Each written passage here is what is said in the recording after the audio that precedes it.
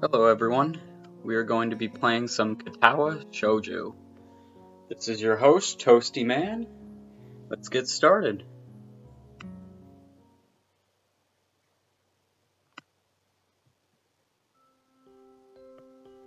A light breeze causes the naked branches overhead to rattle like wooden wind chimes. It's a popular retreat for couples in the summer. The deciduous trees provide a beautiful green canopy far out of sight of teachers and fellow students. But now in late winter, it feels like I'm standing under a pile of kindling. I breathe into my cupped hands and rub them together furiously to prevent them from numbing in this cold. Just how long am I expected to wait out here anyway? I'm sure the note said 4 p.m. Ah yes, the note slipped between the pages of my math book while I wasn't looking. As far as cliches go, I'm more of a fan of the letter in the locker, but at least this way shows a bit of initiative. As I ponder the meaning of the note, the snowfall gradually thickens. The snowflakes silently falling from the white painted sky are the only sign of time passing in this stagnant world.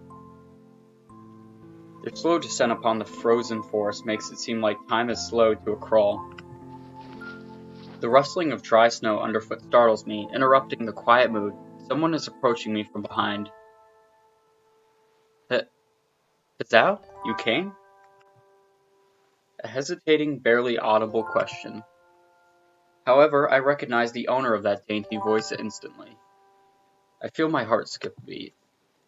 It's a voice I've listened to hundreds of times, but never as more than an eavesdropper to a conversation. I turn to face this voice, the voice of my dreams, and my heart begins to race.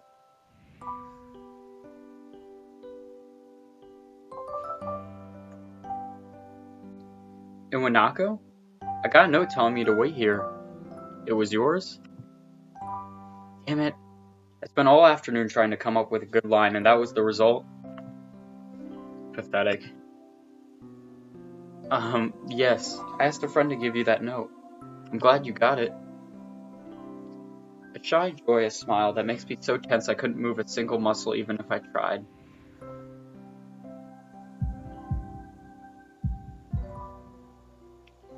My heart is pounding now, as if it were trying to burst out from my chest and claim this girl for itself.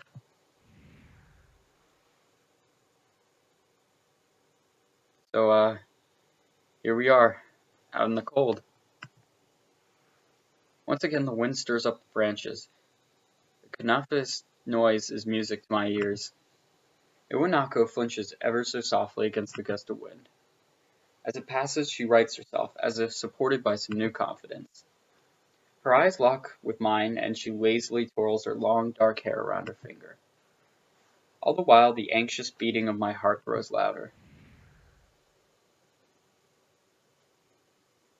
My throat is tight. I doubt I could even force a word out if I tried. You see, I wanted to know if you'd go out with me. I stand there motionless, save for my pounding heart. I want to say something in reply, but my vocal cords feel like they've been stretched beyond the breaking point. Hizao? I reach up to try to massage my throat, but this only sends spikes of binding pain along my arms. Hizao? My whole body freezes, save for my eyes which shoot open in terror.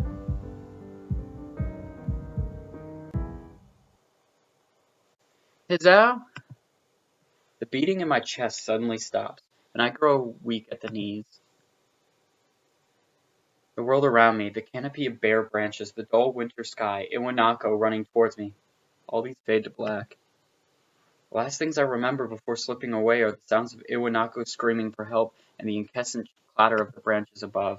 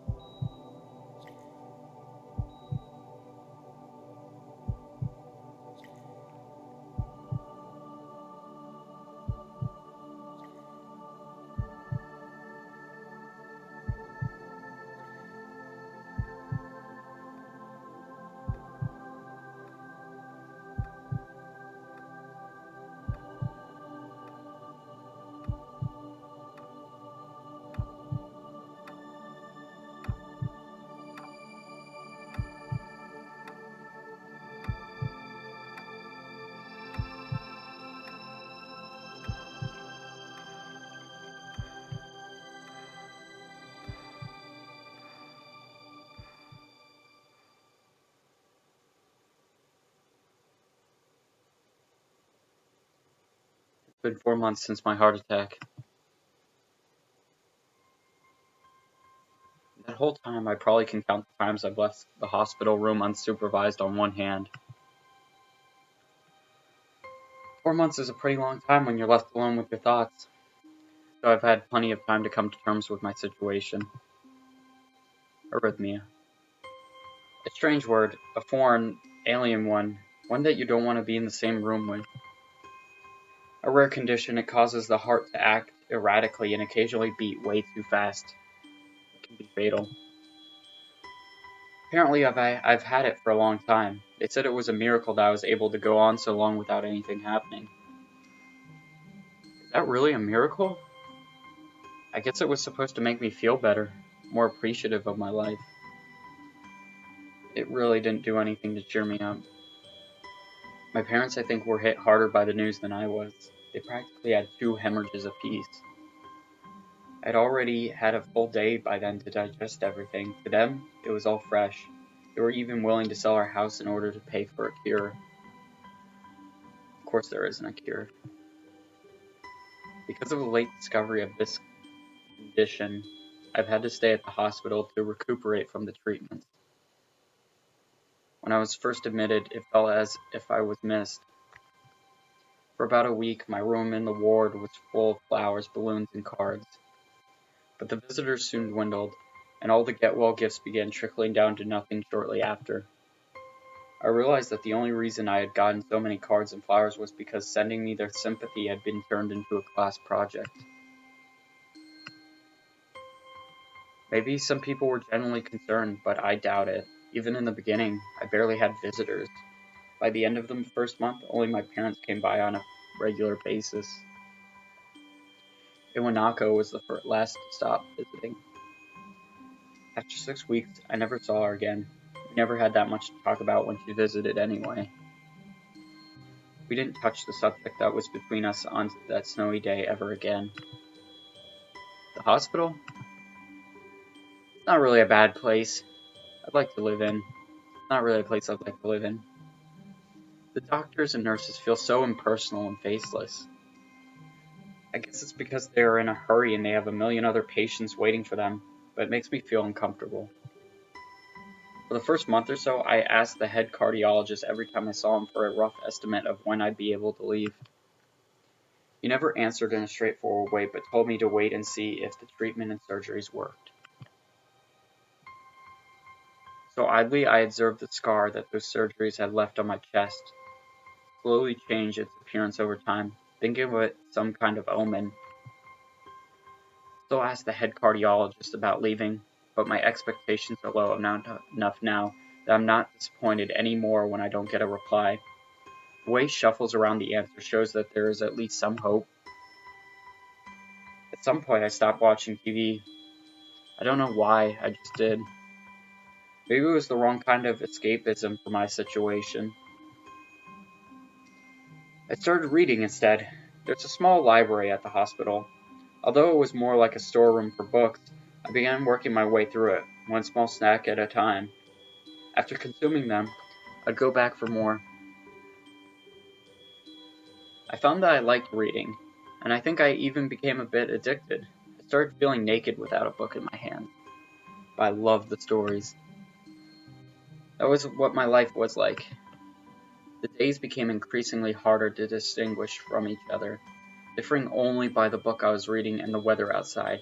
It felt like time blurred into some kind of gooey mass I was trapped inside, instead of moving within. A week could go by without me really noticing it. Sometimes I'd pause in realization that I didn't know what day of the week it was. But other times, all the things that surrounded me would painfully crash into my consciousness, through the barrier of nonchalance I had set up for myself. The pages of my book would start to feel like sharp and burning hot, and the heaviness in my chest would become so hard to bear that I had to put the book aside and just lay down for a while, looking at the ceiling as if I was going to cry. But that happened only rarely, and I couldn't even cry. Today the doctor comes in and gives a smile. He seems excited. but not very. It's like he's trying to make an effort to be happy on my behalf. My parents are here, and it's been a few days since I've last seen them. Both of them are sort of dressed up. Is this supposed to be some kind of special occasion? Not a party. There's this ritual the head cardiologist has. He takes his time sorting his papers and then setting them aside as if to make a point of the pointlessness of what he just did. Then he casually sits down on the edge of the bed next to mine. He looks me in the eye for a moment. Hello, Hazao. How are you today? I don't answer him, but I smile a little back. I believe that you can go home. Your heart surgery is stronger now, and with some precautions you should be fine. We have all your medication sorted out. I'll give your father the prescription. The doctor hands a sheet of paper to my dad, whose expression turns wooden as he reads it quickly. So many. I take it from his hand and take a look myself, feeling numb. How am I supposed to react to this? The absurdly long list of medications staring back at me from the paper seems insurmountable. They all blend together in a sea of letters. This is insane. Side effects, adverse effects, contradict, and dosages are all listed line after line with cold precision. I try to read them, but it's so futile. I can't understand any of it. Attempting to only makes me feel sicker. All this for the rest of my life, every day. I'm afraid that is the best we can do at this point. However, new medications are always being developed, so I wouldn't be surprised to see that list fade over the years. Years? What kind of confidence booster is that? I felt better if he hadn't said anything at all. Also, I've spoken with your parents, and we believe that it's best if you don't return to your old school. What? Please calm down, Hazao. Listen to what the doctor has to say. Calm down? The way he says it tells me he knew full well that I wouldn't like it. Am I going to be homeschooled? Whatever of my concern shows, it's ignored. We all understand that your education is paramount. However, I don't think that it's wise for you to be without supervision. At least not until we're sure that your medication is suitable. So I've spoken to your parents about a transfer. It's a school called Yamaku Academy that specializes in dealing with disabled students. Disabled? What am I? It has a 24-hour nursing staff that's only a few minutes from a highly regarded general hospital. The majority of students live on the campus. Think of it as a boarding school of sorts. It's designed to give students a degree of independence while keeping help nearby. Independence? That's a school for disabled kids. Don't try to disguise that fact. If it was really that free, there wouldn't be a 24-hour nursing staff and you wouldn't make a hospital being nearby a selling point. Of course, that's only if you want to go, but your mother and I really aren't able to homeschool you. We went out there and had a look a couple of weeks back. I think you'd like it. Looks like I really don't have a choice.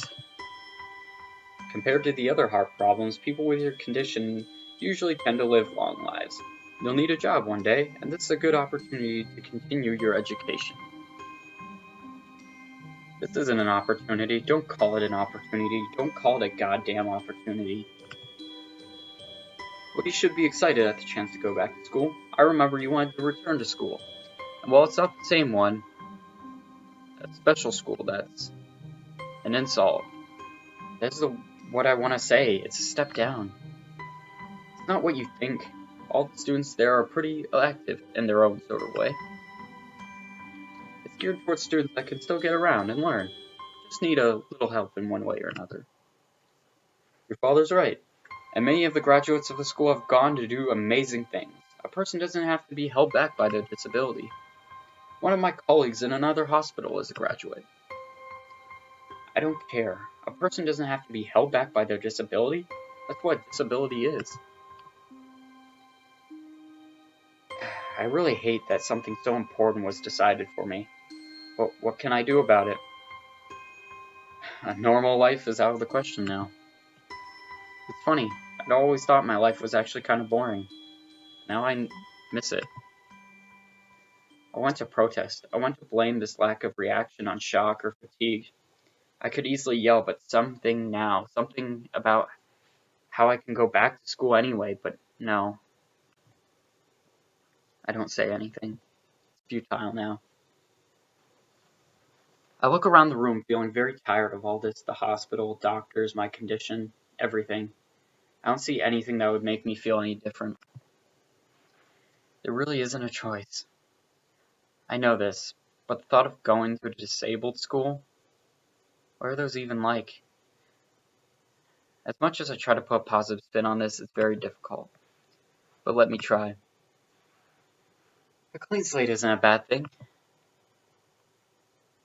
That is all I can think of to get me through this. At least I have something. Even if it's a special school, it's something. Fresh start. My life isn't over. It would be a mistake to just resign myself to thinking that. At the very least, I'll try to see what my new life will look like.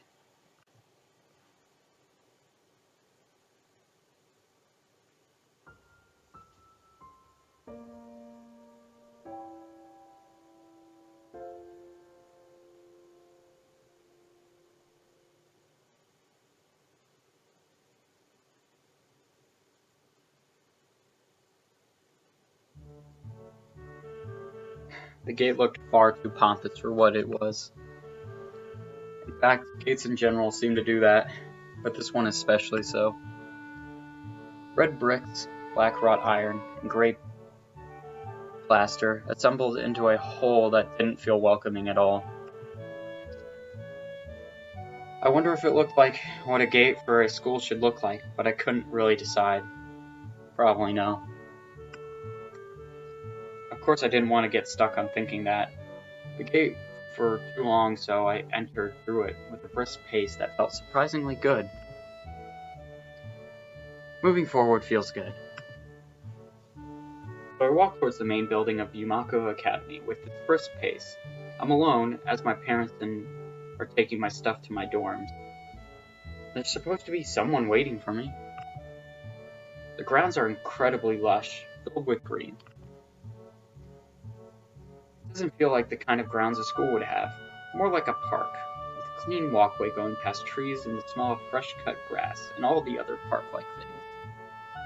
Words like clean and hygienic pop into my mind. Makes me shudder. I shake them off, stay open-minded now. It's your new life. You have to take it as it comes. That's what I tell myself. A few big buildings loom behind the leafy canopies, too big and too many for just a school. Everything seems off.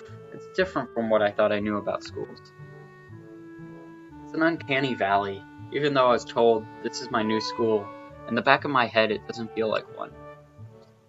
I wonder if the feeling is real or caused by my expectations of a school for the disabled. Speaking of that, I don't see anyone else here. It's kind of eerie.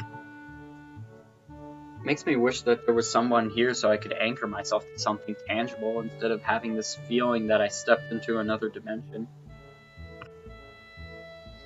The trees hum with the wind, and the green hues splashing all around me catch my attention. Makes me think about the hospitals again. How about they say that the operating rooms are painted green because green is a calming color? So why am I feeling so anxious despite all this greenery? Only after I stand in the front of the haughty main building, I surprise myself by realizing why the gate bothered me.